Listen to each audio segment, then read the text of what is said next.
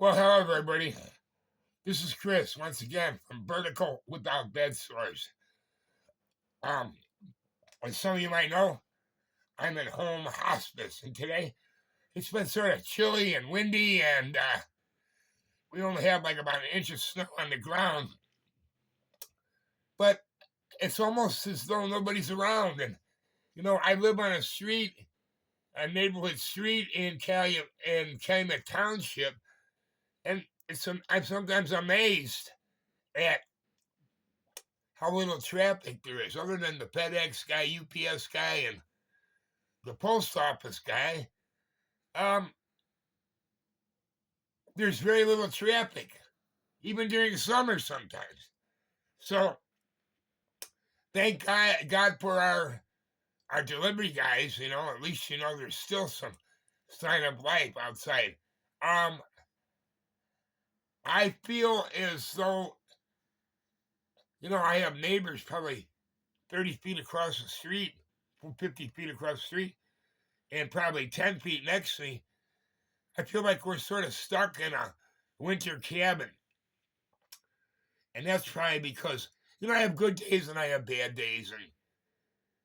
Or I really should correct that. I have okay days and I have less than okay days. But, I've been so fortunate. And Lexi, my nurse, what do they call it? I want to say rescue nurse. The hospice nurse, very nice person. And sometimes I'm sitting around and I'm starting to feel sorry for myself. And I was thinking about a question somebody asked me the other day. I moved to Copper Island 8 years ago, and people ask me, "Do you regret it?" And I said, "No, not one bit. I don't regret it. The smartest thing I ever did. I wish I would have moved here 40 years ago when I had a bunch of little kids. Great place to raise kids. Great place to raise my granddaughter. Now,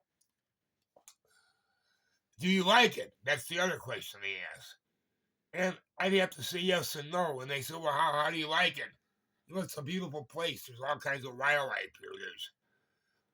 Although I've never seen one. Reportedly, we have moose up here. Seen a lot of black bears, a lot of deer, a couple wolves, a couple of those coyotes, and you know, and then you'll see porcupines and skunks and those beavers. You'll see them when you're walking around out there in the woods or by bridges. So, no, I don't, you got the cool, beautiful summers, the beautiful, exquisite falls, and the heavily snowed winters. But I'll tell you what I do regret that I don't like, and I sort of kind of hate, are the locals up here. And that sounds like, I can hear my wife say, oh, you can't get along with anybody, you don't like anyone, blah, blah, blah. Well, these are not people to easy to get along with. You got Finns here, and Finns are sort of sui generis, and that's a Latin term that means of their own kind. They're not very friendly. They're not very outgoing. You have what they call the apostolic, Finnish apostolic Lutherans. They're even worse. Some people accuse them of being in a cult. They don't want anything to do with anybody other than their own. You meet people. I remember being here and starting to deal with the repair garage down the street, and it seems every garage has its locals that hang out there. And I had walked in there on a couple separate occasions and thought, well, I might as well get to know somebody around here, and extended my hand and to say hello and introduce myself, and they looked at me, rejected my hand, and just walked away with a look of disgust. A lot of attitude up here. A lot of antisocial, pastoral people that want to just live in the woods and really don't know how to socialize. And you got that guy, remember that, may he rest in peace, that Nick Rossi from Cicero. I mentioned him before, Illinois. He moved up here to take care of his sick brother, and he and I, sort of hit it off because we were both from Chicagoland. And he said, Chris, these people don't know how to talk to each other. And you know what? I agree. They're even worse to work for. I get $2,000 a month on a pension, and it's wasn't much to start, but it's getting rougher and rougher to make it with the cost of everything. So I went out and I got a job. Well, let me tell you about some of my jobs. I got a job, a lousy job. I think it's a couple of years ago. It's paying like 9 something an hour, and then 2 years ago I went there and worked. It was $11.75 an hour. But when I went there a couple of years ago, I had a pretty nice kid that was a nice boss, very reasonable guy. And we can't forget what Thomas Aquinas said about reason. Reason is God's anointed voice on earth. And therefore, he concluded, no one has the right to be unreasonable.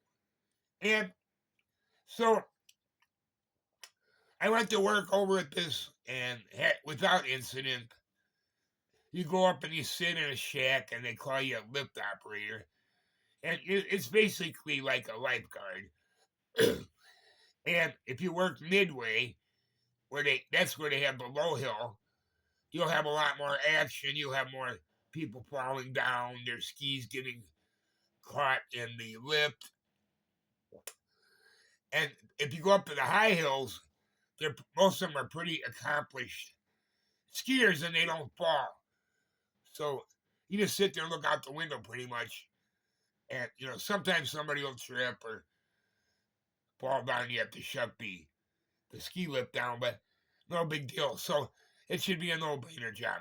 Well, little Mary had a shark tooth, and she had to go to Green Bay, and she had to get the, I don't know if anybody knows what a shark tooth is, but it's a tooth that elongates under the gum and won't let the other teeth. And we had to go there and have her tooth fixed, and it was like $3,000. And we needed some extra money, so I went and worked for a few months at the ski hill. And didn't start off at well. I knew that this girl she was just graduated from tech. She had a business management degree, and she knew everything about everything. So always kissing up to the old guy there. And I had worked for the old guy a couple of years ago, never had any problems with him. But she was really kissing his rear end, and they were like inseparable. He see the old guy sitting there in the lunchroom where the day would start, and she'd always be at his side. Well, I had to deal with her. She was what they call a runner also, which is like they run around in a snowmobile, and they're sort of like lower level management people, and they take care of minor issues. And there are a couple of minor issues I asked her to take care of, like have somebody come up to take the garbage out. And she said she'd take care of it. She never did. She never did anything she was going to say she was going to do. Hey, can you bring some garbage bags up? Yeah, it never did. But anyway, she got it out for me. One day, she was buddy. Let's call her Karen. Let's call her Apostolic Karen. And then she was with Hillbilly Karen. That was her friend. Well, Hillbilly Karen liked to talk on the two-way radio a lot. And I remember that the guy that ran the place over there said, try to keep communications to a minimum, just for essential communication. And she'd get on there, and she'd get bored, and she'd talk about how she was going to go to the bowling alley, and she was going to stop. They had Tucson pizzas on sale, and like nobody wanted to hear this stuff. But the problem is you couldn't understand her. She had no training in radio and uh, car-to-car communication, or person-to-person communication. She'd swallow the walkie-talkie. She'd put her lips against it and slobber all over it. I saw her talking on it several times. She shouted into it, and it was nothing mishmash. So I didn't want to embarrass her, and I called Apostolic Karen there to come up to the hut. I barely ever talked to her, and I said somebody's gonna have to teach Fat Karen here radio. Although I didn't call her that to the Apostolic Karen's face. Somebody's gonna have to teach Fat Karen here how to use a two-way radio. You know, she starts to talk and doesn't press the key mic. She forgets to hold the key mic down there. And I'll tell you what, Apostolic Karen, she had a muscle bulge in her left cheek. I never seen anybody get so mad in my whole life. You could just see the adrenaline flowing through her arteries because I had the audacity to ask her to correct a pretty, although minor, a pretty regular problem. People sometimes have to talk and communicate, shut things down if somebody's hanging in a tree, and you couldn't understand what she was saying. So that was the beginning of the end over there for me. So, there, the thing I said I can't hear a word she's saying. Well, you're the only one that has a problem. Well, within the next 2 weeks, two separate lift operators said on the air, I can't understand a word you're saying. Or they would say, I can't understand a word she said. Or they'd say, does anybody know what she said? Because I couldn't understand a word she said.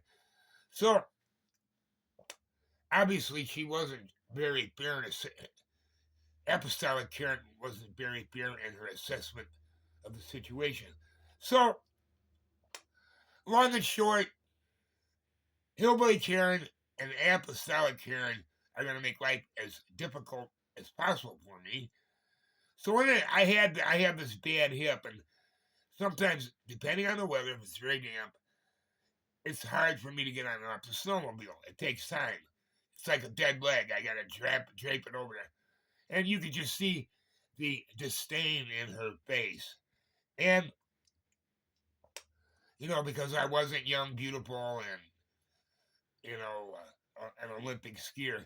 Now, so I came down to what they call the bottom hut, which is about the size of an elevator, and I turned the radio in. And I was putting the radio in the radio rack, and I said, this is as big as a closet. And Hillbilly Karen, she comes running up against the door with all her weight and throws her weight against it and flings the door open and tries to knock me down on my bad hip. Well, I heard her coming through the door. It was a big bang. There's a lot of women there, And I turned because I knew something was happening, and she just rushed my elbow. So it could have, I think I could have gotten knocked down. Well, I didn't say anything, but no matter how minor the infraction, Apostolic Karen would make it into a big deal. We had a minor derailment where the wire comes off the reel. It happens occasionally. It happened through no fault of my own or any operators. And she went and reported me to the big guy and her boyfriend. And then the big guy asked me one night, he didn't ever even plow snow, and I've been plowing snow since I was 15 years old. Didn't even have a driver's license. If I could plow the lot overnight, and I did. I did an excellent job. And I was waiting to be, one of the assistant boss came in and said he never saw the lot look better. So I thought for sure I was going to get an attaboy. And he said, well, you screwed up four or five things. And I said, well, if I mess anything up, I can go out there and move the snow. It's no big deal. Nah, you'll do okay in a pinch. Well, on April 14th, on Valentine's Day, Hillbilly Karen was in a particularly rambunctious mood and was picking fights all day over the radio with me. So around 8 o'clock, she started mouthing off again. And, you know, I got on the radio in front of everybody and uh, told her, you're not the boss here. You're not my boss. You need to mind your own business and shut that big mouth of yours. And I said, and if you ever try to knock me down again with the door, you're going to regret it. Well, you know, Apostolic Karen, she went and reported me. And next morning, at 9 o'clock, I get a text message saying, well, you won't be needed any longer because you're going to be taken off the list because the season's coming to an end, slowing down. Well, in fact, I knew I had the audacity to stick up for myself over the radio and let it be known to the two Karens and everybody else in the place that, I'm not a punching bag and I'm just not going to take the abuse. Now, the problem with taking abuse is, especially for a measly, crummy job that pays $11.75 an hour, they figure, I'm 70 years old, I'm going to be taking that kind of abuse. So, anyway, they told me that I wasn't needed, and I told them, I said, don't BS me. You guys just can't stand, the head guy can't stand controversy. So, when any problems come up, he sticks up for his buddies, and then he just dumps those that he feels just aren't good enough. So, that was one of the reasons, and I have many tales of working around it, which I'll do on another podcast. But anyway, that's the podcast for today, and thanks for listening. See you next time, baby.